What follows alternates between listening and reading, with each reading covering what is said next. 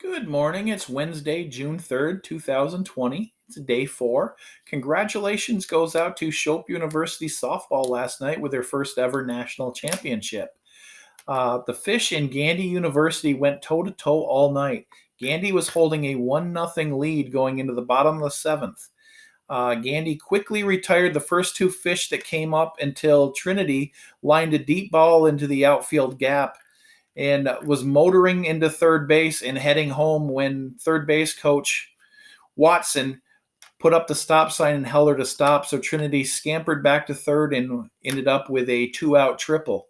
The crowd was all over Miss Watson, screaming she should have set Trinity because Trinity was probably going to score, but Miss Watson played it safe with J.C. Dennis coming up next. J.C. Dennis came up and was unfortunately hit in the toe by a pitch and was awarded first base. As she hobbled down to first base with a big grin on her face, the rugged-looking first baseman said, "Where do you think you're going with that smile?" JC laughed and said, "About 60 feet."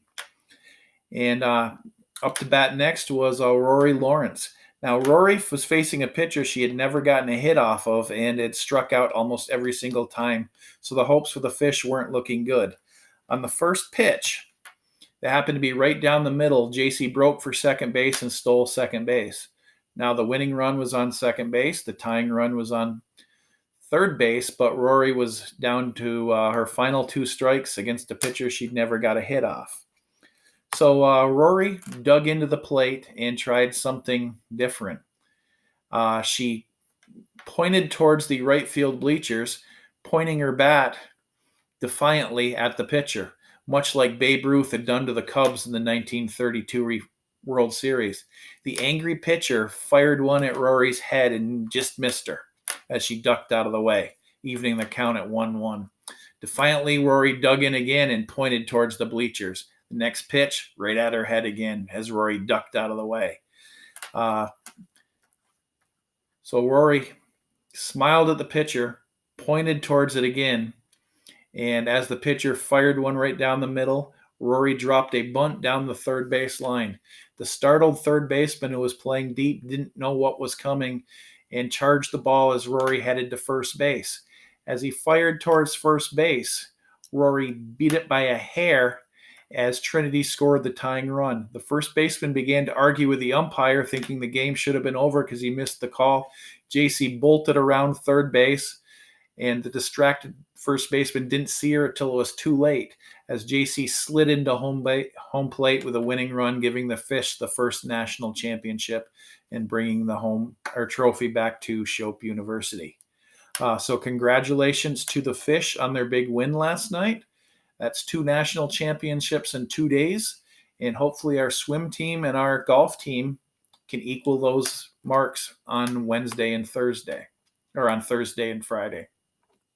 Wednesday and Thursday, excuse me. Now in math news, yesterday you worked on the MAD, the mean absolute deviation, and hopefully that went pretty well. What you're going to do today is you're going to look at the graphs, and you're just going to see a picture of a graph and see what's going on in the graph. You're going to see if the graph looks pretty smooth, like it's all balanced, it's called symmetrical. If it's kind of pushed towards the right, it's left skewed. If it's kind of pushed towards the right, it's left skewed.